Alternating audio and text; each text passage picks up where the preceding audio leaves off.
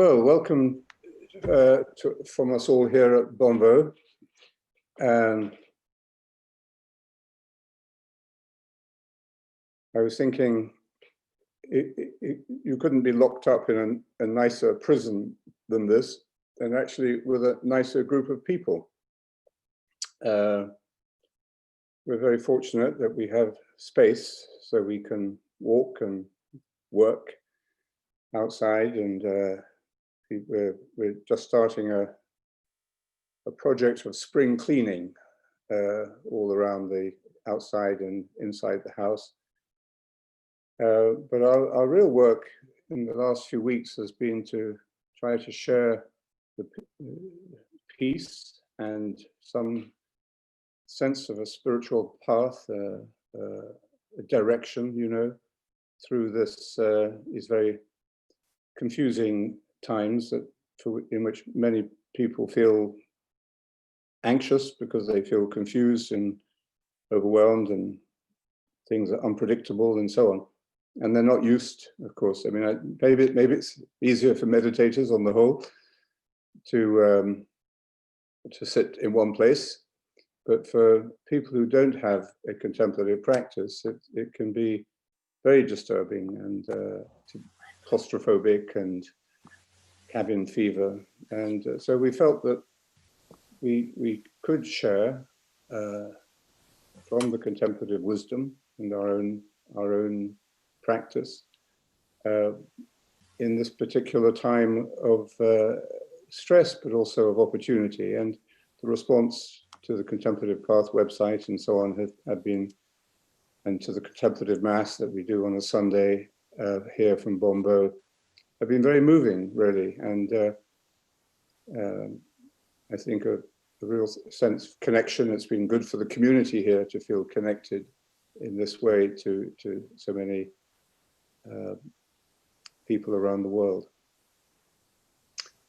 So these are mysterious times, paradoxical times, a time of a lot of suffering and anxiety and uncertainty about the future, surprising times. I saw on the news the other day that only 1 in 5 people in Britain want to go or feel safe to go back to work or to come out of confinement.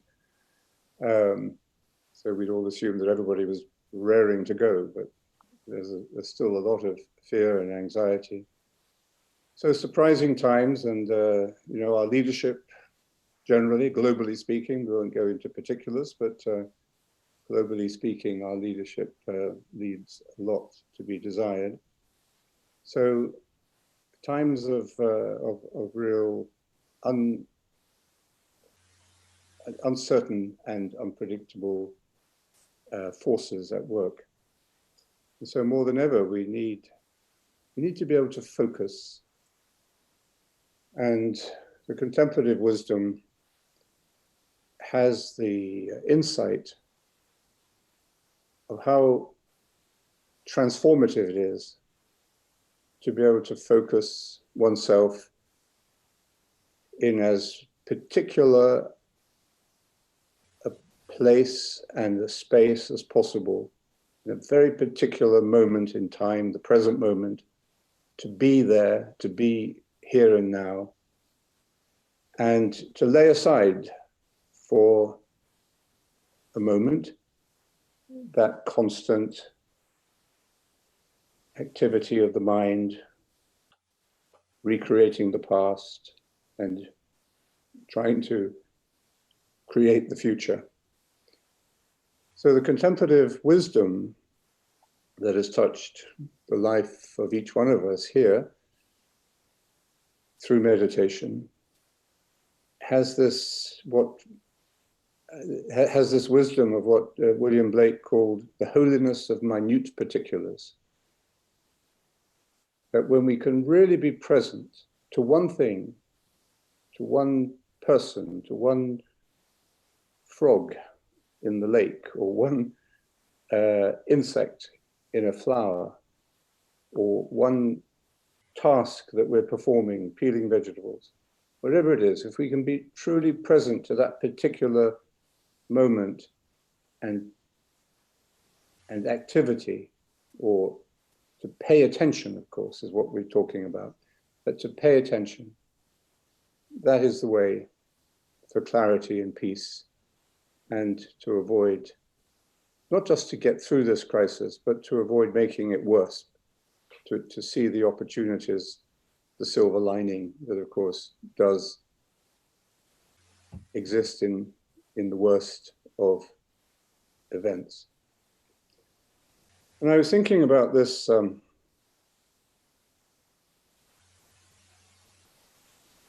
idea of the wisdom of attention, the wisdom of focusing on something particular. I've been rereading on and off Jane Austen, and Jane Austen, shortly before she died, reflected on her way of writing. She'd become quite well known, and some of her critics and readers, I think, understood her genius, and others thought she was a little bit sort of parochial, you know, just writing about romances in English countrysides and villages in the middle class, and everybody getting married happily at the end, which of course has made her favorite with movie makers still. And nearly every year there's a new film of her, Pride and Prejudice or whatever. But there were critics, even in her own lifetime, who understood, you know, what an incredible world-class genius she was. And I think she knew her genius just as saints know their holiness. But like anyone with real self-knowledge, she was humble and accurate. Humility is really just another word for being accurate about oneself. It's to know one's gifts and also one's limitations, and not to become either over-elated about one's gifts or depressed about one's limitations. Just, it's not for us to do the final account and balance the books. That's not our job. We just have to be conscious of both. Anyway, she knew her genuine gifts clearly, and her limitations. And she was humorous. She could laugh at herself, and she laughed at the world, but without bitterness. She wasn't making fun of it, but she could laugh at the pomposity of the English and the middle classes, and but at the same time there was a deep wisdom and compassion in her view of the world. Anyway, the reason I was thinking of her in relation to what I've just been saying, she wrote in a letter, I forget who it was to, I think, a male writer, who she was humorously saying, oh, you know, you're the real male writer. You can write big stories and battles and, you know, big dramas. And she says, but she said, I just work on a little bit 2 inches wide of ivory, on which I work with so fine a brush as produces little effect after much labor. So she knew exactly that she had to work as an imaginative writer and create her worlds and her characters in this little small world of the English countryside. She knew exactly what her limitations were, and therefore she was able to create a vision of reality and a world, these amazing characters who written 200 years ago or more, 300 or whatever it is, but who are still vital and engaging to Hollywood and film goers everywhere. a little bit 2 inches wide of ivory. And I always associate that with a quotation from the Upanishads. I think it's the Chandogya and the Katha Upanishads, or it's maybe several Upanishads, speak about a tiny space in which the all-pervading Brahman lives, in the center of the human being, in this tiny space, the size of a thumb, so the tip of a thumb. And in that tiny space, God and the universe, the creator and creation, are all present.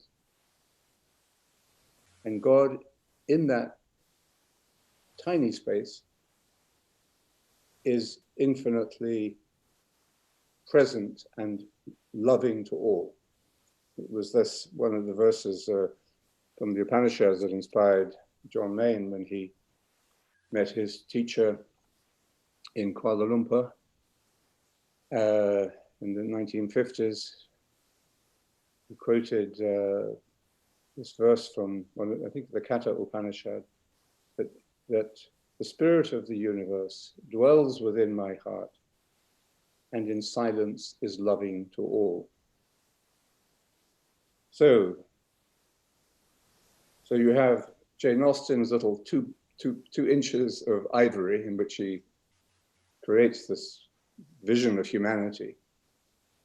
And we have this mystical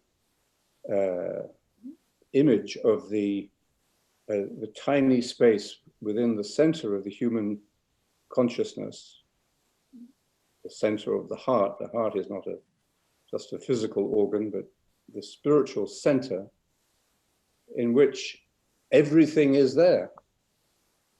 Everything is there. And on rare occasions, not perhaps when you're meditating, but there may be an experience of this oneness or harmony between you and everything everything that is out there. So in other words, you don't look at the world in terms of your problems or the world's problems or what you don't have or what you've lost or what's gone wrong or your hungers or your desires or your hurts. You don't for a moment, you don't filter it through this aspect of yourself, what we call it the ego. But for a moment, perhaps we glimpse or we feel that the great truth, the great reality is that we are one with everything. This is the mystery of Christ, who is present in everything and in whom everything is present. So the Upanishads, very, very different time and culture from Jane Austen, but understood how the infinitely small can contain or lead us into the infinitely great. The infinite, in one of the Upanishads, it says, infinitely smaller than the smallest particle, infinitely greater than the greatest existence. The Lord of all lives in the heart of every being.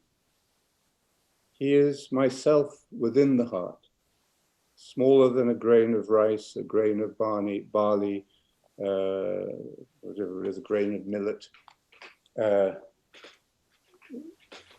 Reminding us, I think, of the words of Jesus describing the kingdom of heaven as being like a seed. that a person planted in the ground, and or the tiny seed of mustard, the mustard tree that becomes the greatest of all plants from being the tiniest seed. And what you have inside a seed, that you just have space. It's this emptiness. So the experience here, we're not talking about an idea, we're talking about the way an experience is described.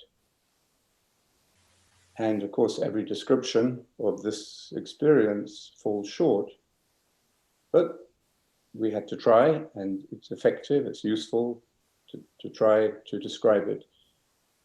But in the end, talking about it, reading about it, is not going to take you into the experience itself.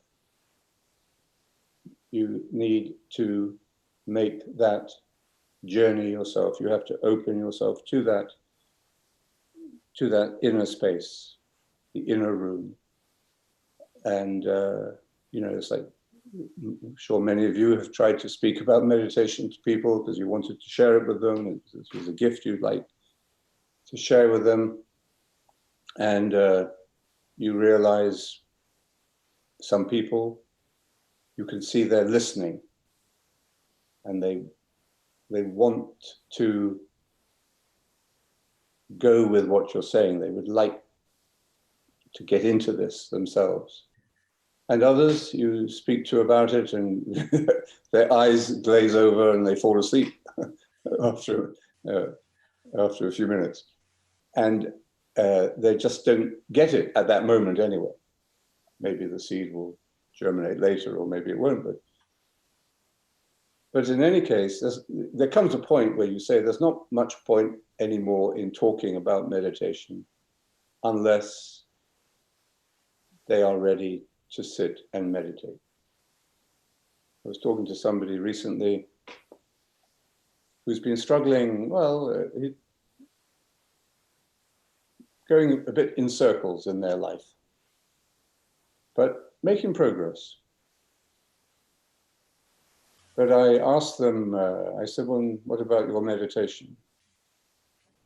And they looked a little bit shifty and they said, well, yeah, I meditate. I said, how do you meditate now? So they said, well, I just pay attention to my posture. I said, oh. So I said, what do you mean you pay attention to your posture? So I said, just keep your back straight. And they said, well, yes, and my chin and my shoulders and my everything. So they meditate quite a lot. And I'm not denigrating anybody's way of meditation. But in this particular circumstances, it seemed to me that the focus was so much on themselves and their posture that they were still in a very preliminary stage of actually doing the work, of actually meditating. Maybe, you know, we've all been there. And we may have all regressed at times as well. But there is a difference between just talking about meditation or sitting still and thinking about yourself and actually, as it were, making the journey, as Father John says.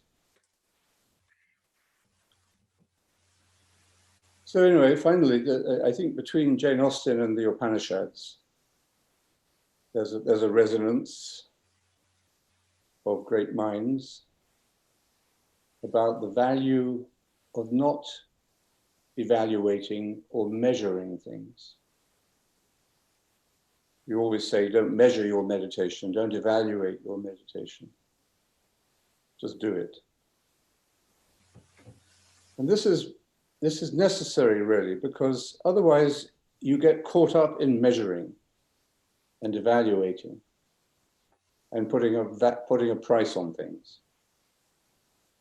So that you've got the massive, the huge, the immense, and you also have the minuscule, the little pieces of ivory or the thing the size of a thumb. And ultimately, quantity or size does not matter. And of course, in some ways it does. People have to have enough food and enough to survive and enough shelter and enough care and attention and enough personal protection equipment to be able to care for others. So there has, and not, of course, quantity matters up to a point, but essentially, the size or the quantity doesn't matter. What matters is the spaciousness. And if we've got the sense of the spiritual dimension, let's call it that, the spiritual reality,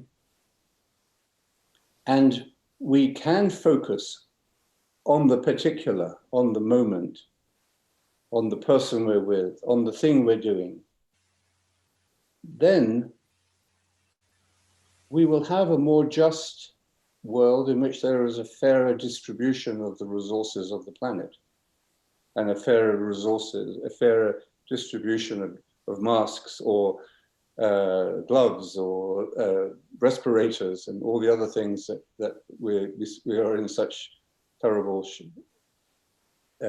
short supply of at the moment.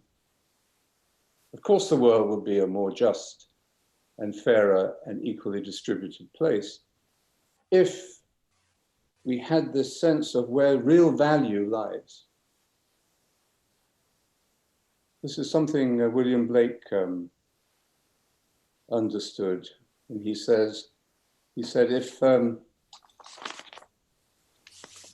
the doors of perception were cleansed, everything would appear to us as it is, infinite. For we have closed ourselves up till we see all things through narrow chinks of our cavern. So that's a beautiful description of the ego. We've closed ourselves up in self-fixation, and the more we get obsessed with measuring and possessing, quantifying, then the smaller the prison we have locked ourselves up in.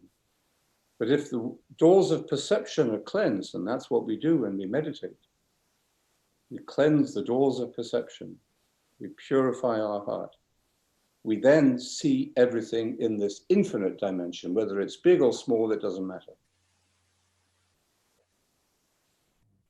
The problem with our culture, and it maybe has led in part to this crisis, is that modern materialism measures everything. People want metrics for everything. Even now, when you apply for a grant for a charitable foundation, you have to then provide, everything is quantified in terms of what you are achieving, what you are providing, what you are making, producing. Up to a point, of course, that makes sense. If you give money to something, then you want to see that it's being well used, but not everything can be quantified in the same way. And modern materialism has put a price tag on everything, but it's made us less and less aware of the value of most things. And there's also a religious materialism. And religious people and spiritual practitioners, as we call them, can be just as materialistic and live in just as enclosed a little cavern, as Blake said, as the non-religious people, or business people, or politicians. And when that happens, we have a very destructive kind of craziness, an absurdity which produces tragedy. and of course, great suffering for the most vulnerable.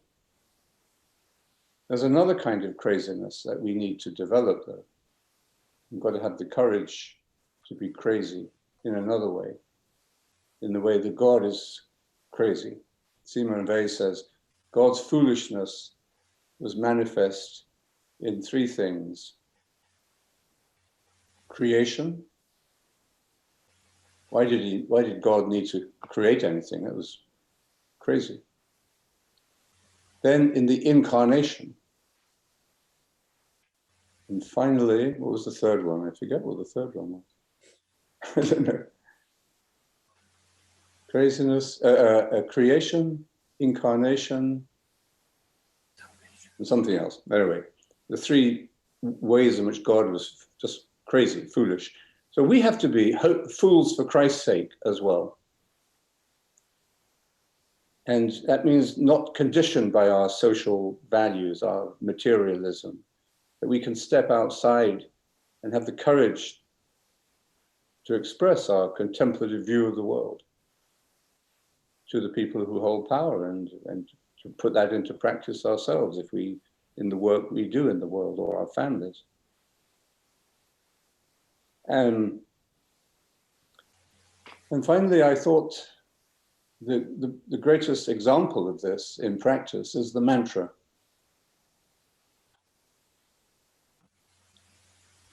We don't quantify the mantra, either say, I'm going to say the mantra 10,000 times in every 24 hours or something like that. And we don't quantify it in terms of, I'm going to say the mantra really loud in order to drown out my distractions. So we don't quantify it materialistically like that, because it's not a tool, it's not a technique.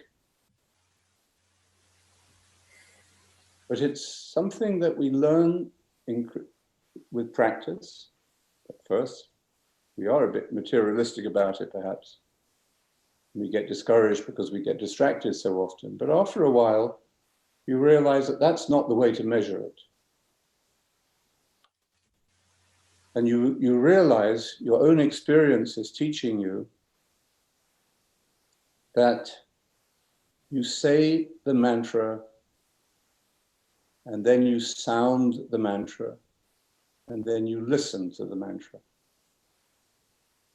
And John Main said that it's when you are listening to the mantra that your meditation is, in a sense, really beginning, because the attention is really coming off yourself. You're not just paying attention to your posture. You are actually going into this tiny space in the center of your being, in a room the size of a thumb. And as you go into that inner room, of course, you notice in your life and in your relationships and in your work and in how you deal with the problems, you discover a new freedom and spaciousness. And it's directly related to the smallness of the work that you're doing. So when we meditate, we're like Jane Austen, working on this little piece of ivory 2 inches wide. She was writing her 6 novels, or however many novels she wrote. We're just saying one word, and we're keeping it in that little space and giving our full attention to it. So the mantra becomes, in a way, fainter and fainter and smaller, but at the same time, it opens up to the boundlessness, the infinity of the spirit and of the richness of Christ in us. And that's simply a way of describing the central paradox of Christian faith and all human life, really, that we have to die to be born, we have to We have to let go in order to receive. We have to be poor in order to be enriched. And the mantra takes us into that with beautiful simplicity. And nothing proves that more, of course, than what we've just done, meditate together, meditating with children, meditating with people that you know or don't know, meditating with people that you had different opinions or politics with, and yet experiencing the spaciousness and the unity or the love that we find in that little tiny space of the heart. So that's why I think, you know, our meditating together like this, especially in these difficult times, is a real gift, not only to us, but as a witness to the world, to many people who have been trapped in this materialism, think that everything has to be measured, and feel trapped. And what I think we are able to share, you can't persuade people about this, but we can share, or we can make a witness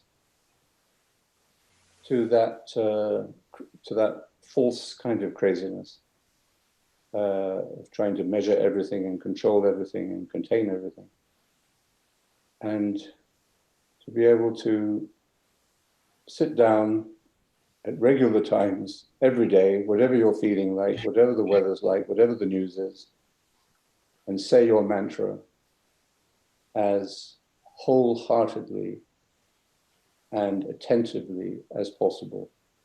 That is a tremendous gift to share with others. So thank you for coming together to do it, and I'm sure all the people who've been here will, you know, by the very fact that we have shared this time together, we spread it. So thank you